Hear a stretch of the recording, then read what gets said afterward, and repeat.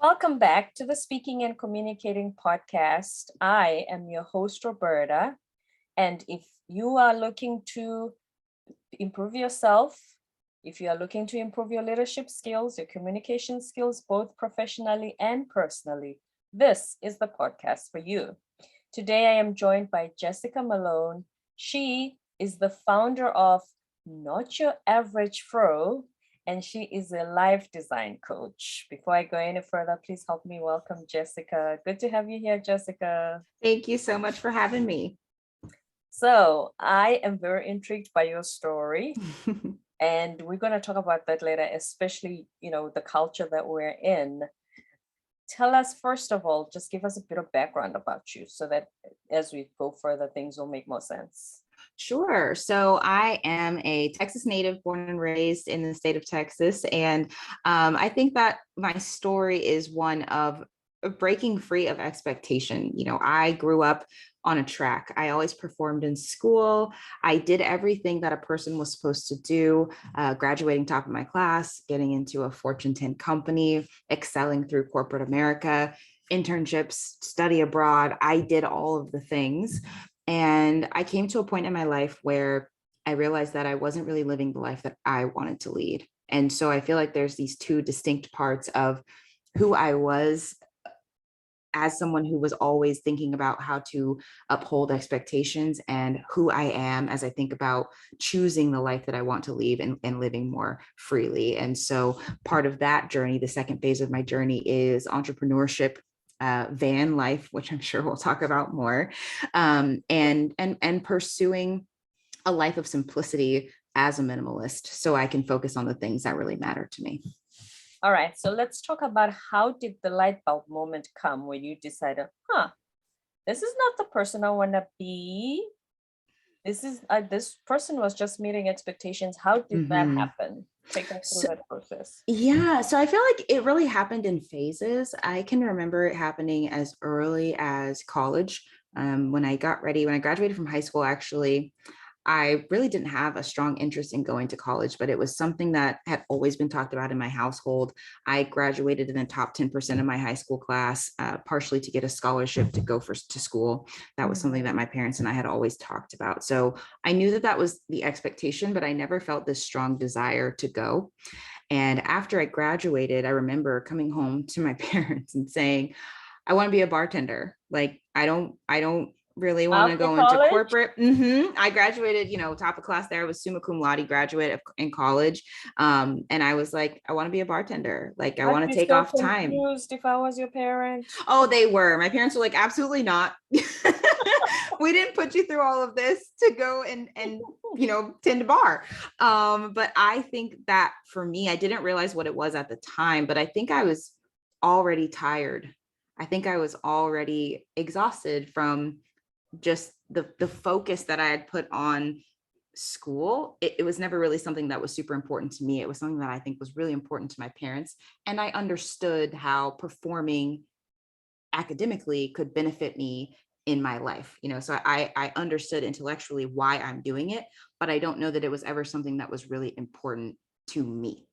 And all credit to your parents. Every parent wants what's best for their children. For and sure. They know how the world works, and they want to be as prepared as possible. So kudos to them for that. Absolutely. No, I think I wouldn't be where I am if it wasn't for them. But I can recognize that it wasn't something that I was driving, if you know what I mean. Right. I think I've always been someone who really enjoyed more creative pursuits. And I think that's where that desire to just do something else came from when I graduated from school. So that was the second time. Then I went into corporate. I did end up getting a pretty high paying corporate job.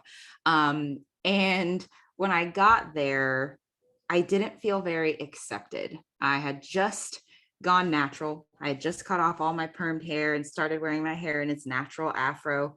And I had a boss who, was not comfortable with that. And she told me I needed to, I love your hair. I love your hair. No. And she told me, you need to be thinking about how you can make people comfortable. And it's really important that, and it is a Black woman, which made it more surprising for me. Oh, that is surprising. Yes. And so she was really grooming me. And again, it was one of those things where intellectually, I understand what you're saying. I understand that How you the want world me to, works. exactly. But now it's again this another example of, well, I don't really feel like I can just be myself. I don't really feel like I can just be who I want to be. And throughout corporate America, I didn't have as many issues with my hair after I left her leadership, but I did just find myself not being valued. The skills that I brought to the table weren't valued all the time from my management team. Do you know why? Just in general, obviously there would be specifics that you're not aware of, but just in Sure. general. Um, it's hard to say. It's really hard to say. I think that in some instances it was, I don't know if jealousy is the right word, but I had a boss once who told me she thought I was lucky to get paid what I was making at such a young Despite your age, credentials? despite my credentials. Oh, She had taken me through the ringer. I wanted to be promoted.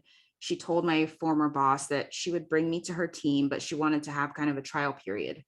So she tested me out. I blew it out of the water, got a raise. congratulations. Thank you.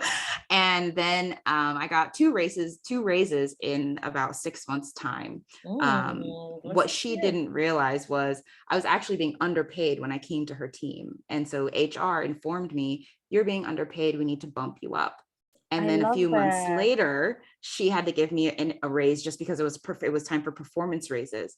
Right. And she told me, you're really lucky to be making this kind of money at your age. Most people don't make this kind of money where you What have are. most people got to do with you?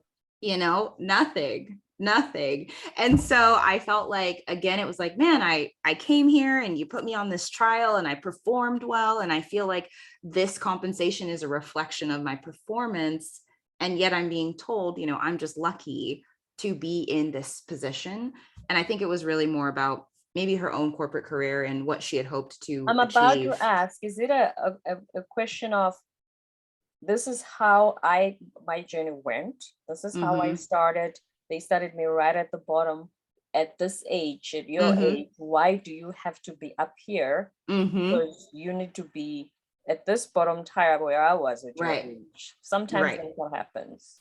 Yeah, I think it was a little bit of that. Maybe, again, I don't know if jealousy is the best word, but I think there's, people are always, they're not really responding to you, but more or less how what you do or Projecting. Mhm. exactly makes them feel. And I think that I made some people feel uncomfortable based on what they had And then hoped what to was your accomplish. perception of, did it change your perception of corporate life or just that one particular individual?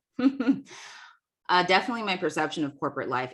Working under her leadership was when I decided that I've got to do something else. That's when I started thinking Mhm. seriously about entrepreneurship because I was really tired of not being accepted or not feeling like I could just be myself and be valued for who I was. And that's when I started Mm. thinking, what else can I do? Where else can I go? And what skills can I turn into a business? And so what was the next part of that journey? The next part of the journey was launching what is now known as Not Your Average Fro. It went through a couple of iterations. I had a food blog for some time. It was called Tex-Mex with Jess, and I traveled and ate Tex-Mex food. It was terrible for my waistline. I put on a lot of weight. Oh And my goodness. so I was like, okay, well, I'm going to have to do something else. And I realized that that blog was really about escapism. I was not happy. And so eating created this distraction, and calling myself a food blogger was a distraction. And so after the weight gain, I found myself just being even more unhappy with my life. And that's when I started thinking, okay, how do I create a life that I really love? And that's when I stumbled upon minimalism. And I Mhm. just started sharing my minimalism journey. I did a 30-day challenge, started sharing it on Instagram. And that was the basis for Not Your Average Fro, which has now become this lifestyle design company. Here's what I'm curious about when Yeah. it comes to minimalism. Mm-hmm. I've been in this country for about 2 years, and when I visit some of my friends' apartments, people just have a lot of stuff. Yeah. Some of them have clothes they haven't worn, they still have price tags, but they're still buying more clothes. How do you decide to be a minimalist in a culture where people just have a lot of excessive, abundant stuff Yeah. all around them? I think it was because I had achieved so much so fast for my age. I looked around and realized all of the things people are striving for generally in our society have not brought me happiness. I had a lot of money. Mm. I was making nearly six figures before I was 26. So I Wow. had money. I was single, no children responsibilities, anything of the sort. Um, I had the high paying job. I had a great retirement fund. I had the nice apartment. I drove a decent car, but it was paid off. I Mm. had all of the things that people wanted, the electronics, the clothes. I used to take my mom on shopping sprees. I mean, I really had what everyone hopes for in a lot of ways. And I just wasn't happy. And I think that's what made minimalism feel so welcoming to me, that it was like, yeah, there's really nothing for you in this world of materialism. Mm-hmm. We have to seek out something else. We have to get back to our core values and what is important to us and build a life that is a reflection of that. When you started the 30-day challenge, how Mhm. did it make you feel different when you had less stuff in the house? Oh my gosh, I was so emotional. I cried a lot actually when I Mm. first started. Yeah, it was really hard because like I said, I there were so many things in my life that I did because that was what I thought I was supposed to do. I'm an only child also. So it's just me and my parents. Like it's Mm-hmm. me and my parents, whatever they said, I did it. I was a very obedient um, child. And so it became this tug of war. I recognized that there are so many great things that happened in my life that are the result of my parents' expectations, but there was also this part of me that wanted something different. And so I felt guilty and in some ways ashamed because I knew there are people who would kill to live the kind of life that I'm They're living, to still make this striving money. for it. Yeah, You know what yeah. I mean? And so I was very, very emotional about it because it made me feel ungrateful in the very beginning. Like, why would you walk away from all of this? After everything your parents Mm-hmm. did for you, thinking about all the people who would love to be in your position, why would you walk away from this? And I just had to come to terms with realizing like, but this isn't what I really want. There's somebody who wants this and I love that for them. I don't love it for me. We are not, please, anyone who's listening, we never knock anybody being ambitious, striving for more. Kudos to you. Please go on that journey. But sometimes if you feel like it's not for you, that's still okay too. Mm-hmm. Mm-hmm. Absolutely. So yeah, it was very emotional, but over time, liberating. I mean, Mm-hmm. it was so nice and freeing to let my desires be the highest authority for my life. Say that again. It was freeing to let my desires be the highest authority for my life. Yeah. Extremely liberating. Moment of silence for that. That's a powerful, powerful statement. Okay. Yeah. So then when you have you found that like you said, liberating? Because I remember Mm, when I was in South Korea, and I mean, also even back home, when I was home in South Africa, I used to have a lot of clothes and everything. mm-hmm. And then you come to South Korea, they give you a furnished apartment. So the only thing you move in with is your clothes. So I had to now downsize because Mm, you need the 23 kilos, the two 23-kilo suitcases and your carry-on, and that's it. right. So Yeah. everything I have needed to fit into that, and I had to let things go. And when I was there, every time, even if something is on sale for $10, every time I was tempted to buy something, my first question would be, is it gonna fit into my suitcases? I already have an answer. It Yeah. actually trained me to do that. Like, you're gonna be throwing this at the airport. Think about it. You know what I mean? It Yeah. becomes, like you said, it's liberating. You have less stuff to deal with and worry about. It feels good. Yeah, for sure. It's less, I think, responsibility. And with less responsibility, you get the option to choose, where you want to put your attention, where you want to put your Mhm, focus. And mhm. and, and that's just that, especially for that time in my life, that was so important to me because I was just starting an entrepreneurial journey. And I needed to be able to make that choice and have that freedom to choose. How did you start being an entrepreneur? So it started with sharing the minimalism journey online, and I had a weekly series called Minimalism Monday. I did it for I think about 3 years. Every Monday, showed up live on Instagram to talk about what I was decluttering or how minimalism was impacting my life. And as I started to grow a following, I realized that there was something that really attracted people about my talk track and how my perception, I would say, on minimalism. I'm very intrigued by and connected to the emotional and psychological impacts of clutter. And that's what I would talk to people about. I think, again, I cried a lot. So Yeah, I knew that it yeah. was more than stuff from the very beginning. And so I started creating ebooks and guides to help people identify what psychological and emotional connections they had to their clutter. And over time, that grew into a workshop and then now a coaching program. That's amazing. I'm actually thinking of, Nisinesh. Mm-hmm. Clean house. We've cleaned house. We've Yeah. changed lives, Nisi, right? Yeah. I used to watch that show and I used to think to myself, is that for TV or do people really have that much stuff? They can't even walk around their house.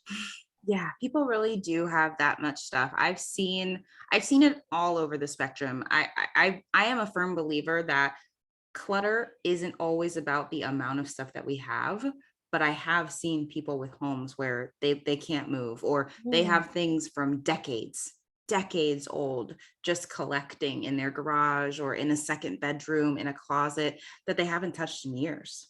And the psychology behind that is just in summary form. What do you think that is usually? Of course, the exceptions. It varies by person, but generally it is, we are purchasing things to overcome our own discouraging or limiting beliefs. We are hoping that the stuff will fill the void of the thoughts that are occurring in our mind. Wow. Yeah. Wow. Yeah. So for me, my thing was always that I wasn't enough. My life had always led me to believe that, although it's not true. When I think about just the stories I've shared with you so far, that was what I felt my life was reflecting back to me. So I accumulated things to feel worthy and valuable. Wow. Which And is it's what not everybody's looking for. exactly. And it's not just in our homes. Clutter shows up in our money, in our time, in our relationships, in our work. So at my job, I was constantly outperforming everyone because I thought that my achievements would equate to value and worth in my friendships. I did the same thing. I was always trying to be everything to everyone, because the way that you clutter one part of your life. Let's talk about that a little more. Yeah. So Trying for to be me, everything to be to everyone. Sorry. Carry yeah, on. Yes. it's like with my parents, I knew there was a certain person they wanted to, or they wanted their daughter to be a certain way, in a sense, in my mind. They never really said this to me, but in my mind, there was a certain kind of person they wanted to be able to brag about. The girl who had the growing 401k. Hey, my African parents too. Extended family and the cousins and the neighbors that, hey, my daughter achieved this. It's natural. Yes. It's normal. Yes. And so yeah, I felt like there was a person I needed to be in corporate, because I thought that that's what my parents wanted, so they could talk about their daughter and her achievements. And with my friends, always being there for them when they had problems, being a listening ear, even if I didn't feel like I was being heard or if there was space for me in the relationship, I was always there. Hold on. The relationships felt one-sided? In a lot of ways. Wow. In a lot of ways. Yeah. In a lot of ways. I didn't always feel like it was reciprocal, and so I would be there no matter what, even though I felt I don't really get to express myself in this relationship. Back to the sense of worth, the feeling of worth? Yeah, absolutely. If my friends needed something, if my friends even said, oh, I want to go on a diet, I might start looking up stuff. Oh, you should try this, you should try that. Or I went vegan for some time. If a friend said, I'm thinking about being vegan, I would create a whole Pinterest board of recipes for them. I was always just trying to support them in any way possible in hopes that that made me valuable. You know what I mean? Now In that that you've relationship. discovered on the self-discovery journey, we're going to touch on, Yeah. have those friendships been affected? Yes. Yes. Some friendships, they don't exist anymore. Some friendships are still there, but they have evolved. I think the more that I step into my own, the more that I also have boundaries, speak up for myself, and also, I'm trying to think of the best way to say this. I'm more open with my friends, I think, about my interests now, and the Yeah. things that I'm willing to do and the things that I want to participate in, as opposed to just going with the flow, right? Because I wanted just to be there for them. I just wanted You to just make sure they wanted were the happy. company. It didn't even serve you at the time. Right. You just wanted to have somebody around called a Right. friend. Right. And even, my relationship with my mom has changed a lot. We used to shop a lot together, and we don't do that anymore. The And I think minimalist in you said no. not anymore. And I think it was hard for her in the beginning, but what I did was I introduced her to this idea of gifting experiences. And so now we go and do things rather than just buy things. So we might go on a trip together. We might go to a concert together. We might go to the spa. So even though we're still spending money, we're doing things that are, I think, Experience life. yes. And I think create stronger bonds and memories than the shopping trip, right? Because I'm going to leave the shopping trip with clothes, but did we really talk about anything? Were we really able to communicate and get to know each other? Not really. But traveling together and having these shared experiences creates stronger bonds and better memories. And so in that way, I've seen my relationships grow. It's like, hey, there's another way to do this. And I just keep introducing the people in my life to that. And it's had great results. I mean, my mom started a business after I became a minimalist through work together. She was my first client, one of my first clients. And so she now has a business and she's decluttered her money. And so it has had a huge impact on her and our relationship as a whole. So now mom has bragging rights. What are you complaining about? Absolutely. That's awesome. I love that. I just love how when things turn out and Yeah. you're still living your true self, your best self, and everybody around you supports who you choose to become. Absolutely. And do you have one story you can share with us about one of your clients? You don't have to give details, but just how your business transforms their lives. Absolutely. I think one of the stories I love, and you can check it out in more detail on my website, so I can kind of give you the short version here. One of my clients came to me when she was in the middle of attempting to launch a business. She was working full time, wanted to start a business on the side, and she had already gone through a lot of the steps to get things going, but she found herself just kind of in this start and stop and procrastinating. And so when we came to do our work together, we decluttered her kitchen. And through that, she learned that she often, like me, would do what other people expected of her more so than what she truly wanted. And so understanding that, she recognized, this is how I'm creating clutter in all these other aspects of my life. And so then she started putting her needs first. If I put my needs first, what would that look like at work, in my relationships, at home, etc. And so 3 months after we did our work together, she opened the doors on her business. She went to her job. And she got a change in her schedule. They actually allowed her to work less hours so she could focus on her business launch, and increased her pay because they recognized the value that she brought to the company. Yeah. And so I just love her story because it reflects back that idea of, sometimes we're afraid to be who we are, do what we want, let our desires lead. But when we do that, it really always works out to our benefit. It does. It sounds scary, and it sounds like it requires a lot of courage in order to step into that, because we're afraid we're going to lose some people. We're afraid that we're going to be rejected, etc. Yeah. But I feel like, just like your client, we teach people how to treat us, right? When she realized her value and her worth, look how the job responded. Right. Exactly. So yeah, so she's a big story, and I have clients, it really, there's so many things. I see clients have huge weight loss, monetary savings, getting into new relationships. I mean, we declutter and they really decide where it's most important to them. And I just help them to understand how they're doing things and how it's keeping them from the life that they really want. Okay. So in these 4 aspects, I'm going to actually 5 aspects. I'm going to Okay. ask you to give us one tip for decluttering. Okay. One tip for health. One tip for health would be identify what you love to eat and build a nutritional plan around that. Okay. One tip for wealth, finances. Let go of one thing that is misaligned with your goals. One tip for mental decluttering. Declutter your nightstand or whatever you see when you first wake up or when you go to bed at night in your bedroom. Including your phone, computer. That could be, yes. I don't keep my phone or my laptop in my bedroom anymore. Oh, that's a big one.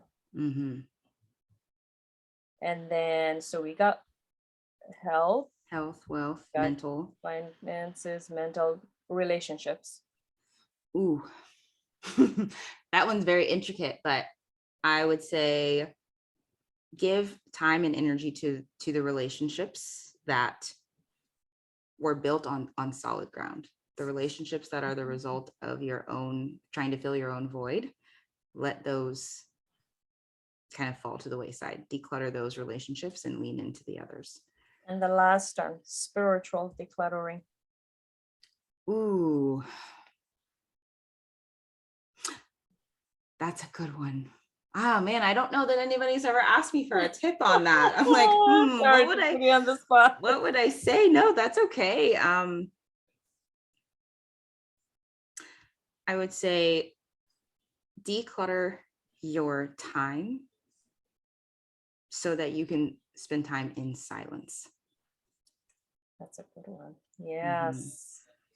Jessica Malone, thank you so much. Not your average pro. And before you go, all these nuggets, we want to hear more about them. You're going to have to tell us one by one on the interwebs where to find you. Absolutely. So you can find me at nachoaveragefro.com. That's NACHO, like a nacho chip, averagefro.com. And it's the same on Instagram at nachoaveragefro. And that's pretty much it. There's not a lot of places to find me. I try to keep it simple. Okay. Just website and Instagram. Correct. We all need to declutter no matter where we come from, no matter what stage of life we're in. It can only benefit us. Absolutely. And most of all, we want to be on a journey of self-discovery and living to our true potential and our true selves. Any last words before we go? I think to repeat what we said earlier, allow your desires to be the highest authority for your life. That's the most beautiful statement I've heard today. Thank you so much, Jessica Malone. It was so good to have you here today. Thank you for having me.